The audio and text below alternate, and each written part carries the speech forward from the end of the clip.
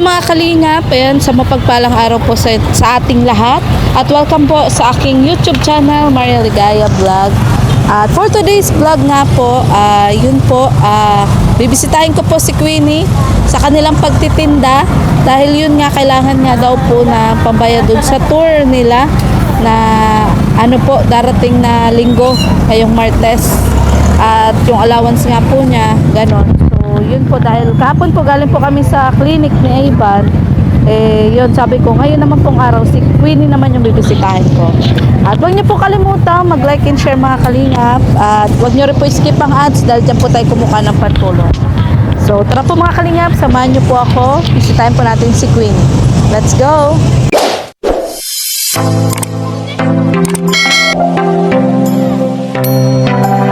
Sa vlog ngang ito mga kalingap ay hindi ko inaasahan na bumalik na pala sa pagtitinda sila Queenie dito sa dati nilang pwesto kung saan ko sila unang natagpuan na nagtitinda. So ayan nga po mga kalingap, for today's vlog po, andito po kami sa Ermita. Ito nga po yung Tiangge dito tuwing Biyernes. Kasi meron po ditong chapel na dinadayo po ng mga tao. Yun. So, ito nga po, bumalik na po sila Queenie sa pagtitinda dito. Ayun po. Ayun na. Huli! Pero di kulong. Hello, Nay. Tago ka pa dyan, ha? Hindi naman kung papel, makatakayo ko. Ayan. Ayan. Nagluluto ng Ang saludsot po, hot cake. hot cake. Wala ka pasok? Mamaya po. Mamaya pa? Oo. Ayan. So, yun. Yan po. Balik po sila dito sa po nila, sa pagtitinda po nila dati. Mga kalingap. So, dito ko nga po sila unang natagpuan. Ayan.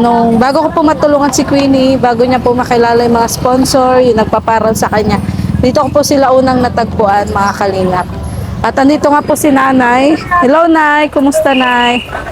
Pulang-pula ka ngayon, Kasi palagi ako na sa school. Kaya ngayon lang na naman ako tinda dito. Kasi bakasyon na. Bakasyon na, nandito sila, mga katulong. Ayan. Andito rin po isang anak ni Nanay. Sino nga to?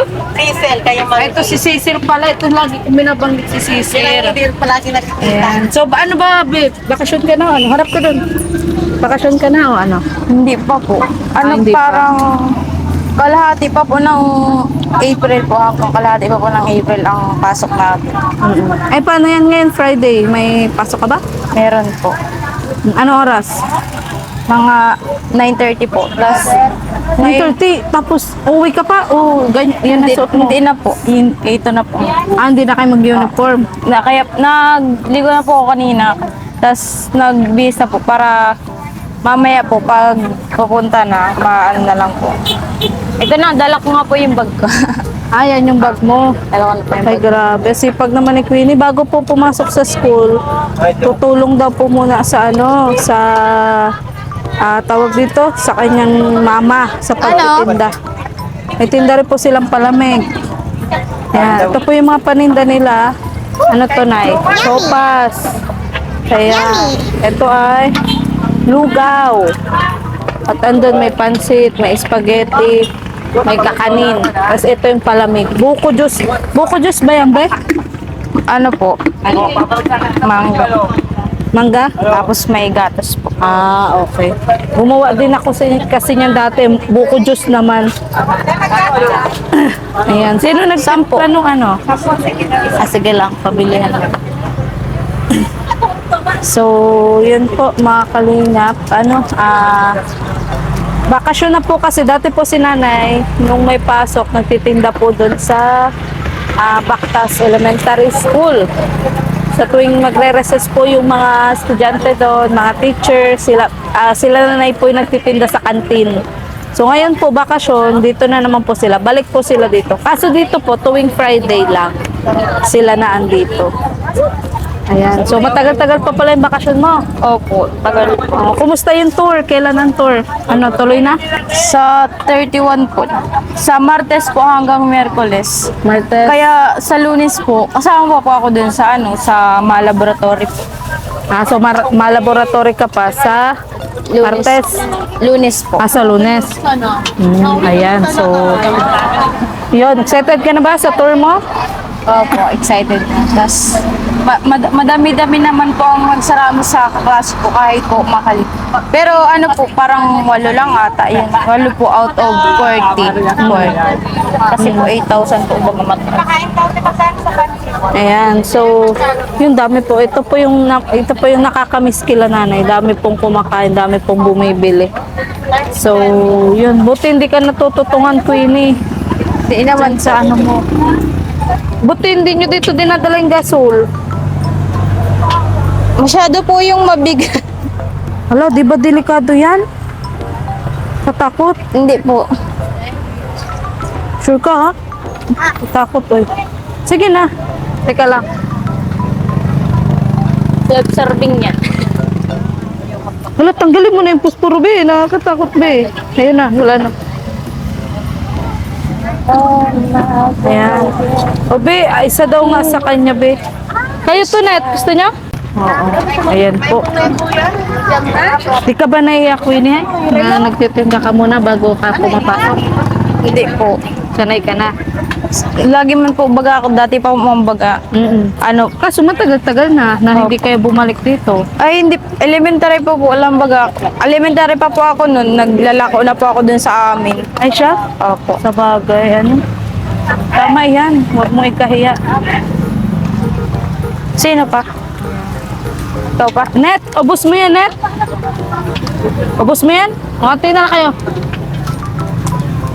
Ayan, so, kaso ko yun Paano nga kung halimbawa hindi ka matuloy doon sa tour mo? Kasi nagka-problema yung sponsor. Okay, ang mabibigay ko lang is yung Okay lang po, sasabihin ko na lang po kay mom na po dun sa sa pambayad po, nagka-problema po na mas kunwari po may emergency ganun, mas unahin po na bayaran yun kaysa po dun sa tour. Paano yun? Magre-research ka na lang. Ang dami pong puting gabahay na mga 4 po yun natin sa 2 pong subject. 4 po ang gagawin. Case study. Pero nalulungkot ka. Amin. Nalungkot ka? Siyempre po, na-excite ako Tapos biglang hindi pala. Opo, na-excite ako magpunta dun sa... May ilang araw pa naman eh. Hanggang kailan pa ba ang bayaran? Ngayon po, hanggang last day po ngayon kasi half day lang po ngayon yung cashier po doon po sa office. Tapos Sabado-Linggo po pagka wala man pong pasok. Wala po yung office. So hanggang ngayon lang talaga Opo, sana. kasi ngayon po ay ma-down payment na daw po doon sa may hotel po doon sa Bale ilang araw nga kayo doon kung sakali? 2 days. 2 days. 2 and days. 1 night. So yun. Nay! Ay, mamaya busy pa po si nanay. So, yun. Nalungkot po si Queenie. Kaso ako, Queenie, sabi ko nga sa'yo, wala akong magagawa. Magkano yung bayaran nyo doon, be? 8,300 plus po. Malaki-laki din po kasi yung bayaran niya sa tour. 8,300, tas maliban pa yung allowance. Opo. Di nakakatakot yung ginagawa mo. Lakas po kasi ng hangin siya. Dapat may takip pala. Nakakatakot. So, maliban sa 8,300, may allowance pa yun. Ano? Tapos, So, malaki-laki nga po yun. bakala po. Tapos, sa Monday nga po, teka nga parang kung lagi na lang po kasi may ginagawa. Doon sa laboratory namin, nung nakaraan po, dahil ang mahal po, yung binili ko, bangus po, dahil para po doon sa pag-aral po namin Wala na naman daw. Wala na naman? Nag-aaral po kasi Dapat kami. siguro may takip. At saka andyan eh. Dapat siguro andito. Ay, sabagay, mahangin din dito. Yan po, lalo po dumarami yung customer po nila nanay. Hindi po natin ma-interview si nanay. Na anong sikreto mo? Bakit ang daming bumibili sa'yo? Hindi ko alam, yung malapit na lang baga. Igihin mo kaya ay, kaya may napupundo. pampaakit. So, ayaw mo yun na. Wala nang mainit. yung paninda. Kaya nga, namiss nila ako. Ay, puro yung nasipag tingin mo. Dati dito nakatoka si ano na. Queenie sa pansit. Walang pasok na yan. Ngayon, sa hot cake na si Queenie. Tapos sa palamig. Si nanay dito. O, diba? Tulong-tulong sila. Ganyan dapat po mga kalingap. Nagsisumikap po tayo sa buhay. Yes. Ano yan yung ano? Yung mixture? Opo. Sino nagawa niyan? Ikaw? Opo. Ano po to, ginawa pa siya ng pagkagising po ni mama ng mga ano. Alas 5 na umaga. Hindi po, paalis na po kami nun. Papunta na po kami. O, So, mas maaga pa sa alas 5. alas 3 po, alas 4 gano'n. Ang pagre-ready. Opo. Grabe. Tapos maluto pa nun. Tapos mahirap na walang katulong si mother. Spaghetti po, bihon, naluto pa po. Sino lahat naluto? Na tulong-tulong po kami sa paggawa ng ano. Dalawa daw si nanay. O, tingnan niyo po, hindi pa po luto, may bumibili na. At yun nga, kaya nga po yung course po na pinili ni Queenie ay ano po, hospitality management.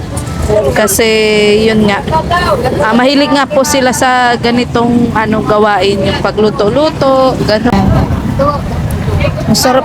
Gusto mo yan? O isa din daw Queenie kay ano JB. Sa'yo na to.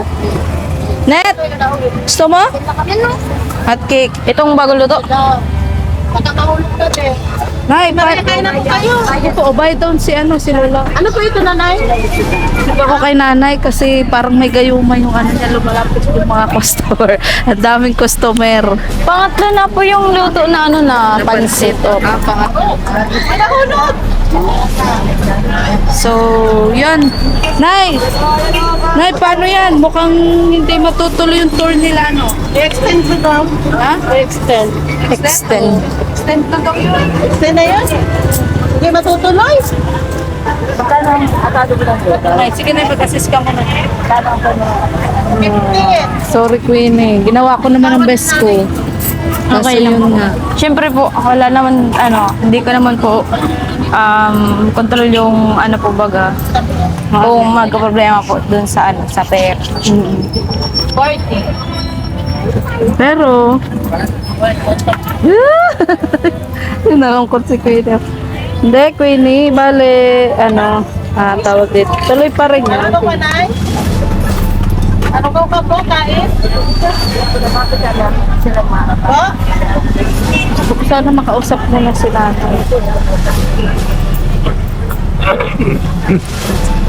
Nay, paano to? Kasi magtutur na yung anak ko. Walang allowance. Walang allowance si Queenie? Walang Ay, pag walang allowance, hindi na ituloy. Ikaw, Nay, wala ka ba? Ano, mayaman Ano? Nay, kasakali? Depende, yung benta ko. Ay, yung kakainin daw nila. Ay, wala na sila na. Hindi, paano daw, Besh? Patayo. Ayan, dami po kasi customer. So, yun, hindi, Queenie, ginijoke lang kita. Kasi, syempre, hindi ka matitiis ng ating, ng anonymous sponsor at ni Sir Mario Esguerra. Ano? Ka na kakain. So, yun nga, dahil may talaga ay. nalulungkot na nga siya. Oh. Ayan, huwag ka malungkot, ginijoke lang kita. It's a prank. Masanay ka na, lagi kitang Lagi mo na pinaprank. Kaso alam mo, pang-islat ni Queenie. sige nanay, at nag-iintay na sila nanay at si tatay. Masama na yung tingin sa'yo. Tawangan sa'yo sa tatay, oh. So, yun nga, dahil may pasok ka pa 9:30, hindi na kita gaanong abalahin. At yun nga, ibigay ko na yung pambayad mo na 8,300 sa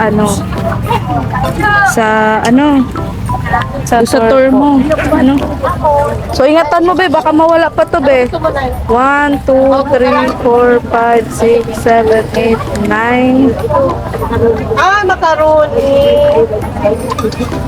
Opo. Sige. Be, anggapin mo ang 1, 2, 3, 4, 5, 6, 7, 8, 9, 10,000 pesos. Thank you po. Para sa tour at yung the rest sa laboratory. Opo. Salamat. Salamat po. Sobra po to.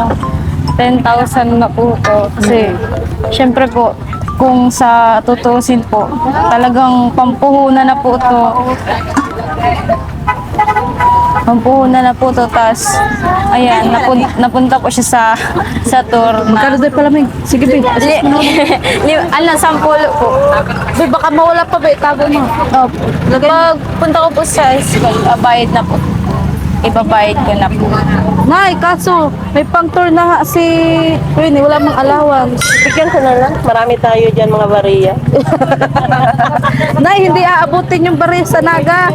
Naga daw ay 2 araw. 2 araw? Titinda pa ako mamayang gabi. Sisipagan mo na lang, Nay. Sipagan. Tulungan na lang kami. Ayan. So, ano masabi mo, Nay? Sa nagbigay sa anonymous sponsor. Sa anonymous sponsor na nagbigay sa anak ko.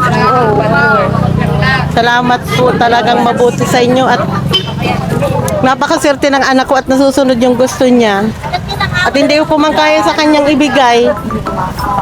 Masyadong mahirap sa akin para makuha iyon. Kaya sabi ko sa kanya, Pero payag ka, Nay, na 2 araw siyang mag-stay sa Naga. basta kasama yung teacher niya saka yung kaklase niya. Basta mag-ingat lang siya. Basta mag-iingat Ay! lang. Dikit pang matutong. Nay, sorry sa pang-abala, ha? Okay lang, nagkataon lang ganito, hindi naman natin sinasadya. Oo, saka hinahabol ko din kasi na may pasok si Queenie 9:30. Tapos, yun nga, magbabayad. Ngayon na daw kasi ang due date nung bayaran sa Oo school. nga. Ano? So, yun. At least na masaya na siya at may kasama siya. No choice. Joke lang yung kanina. No choice pag wala, kung anong paraan na pwede niyang gawin sa school, yan na lang gawin niya. Kasi yung kaya Yun nga lang. gusto ko kay Queenie na hindi mareklamo. Pag wala, Pero sa lutsod, gawa na lang ng paraan. Pero pag meron, yun, ginagalingan din naman niya. Pinasangan niya sa akin yung picture niya. Sabi ko, i-update mo yan lahat na ginagawa mo. Kay Ate Maria mo para, Sayang, hindi ko napanood yung activity niya sa school. Ay, siya? Sumasayaw-sayaw. hiwalay. sabi ko Para nga, sana mapanood din ng mga picture viewers. lang.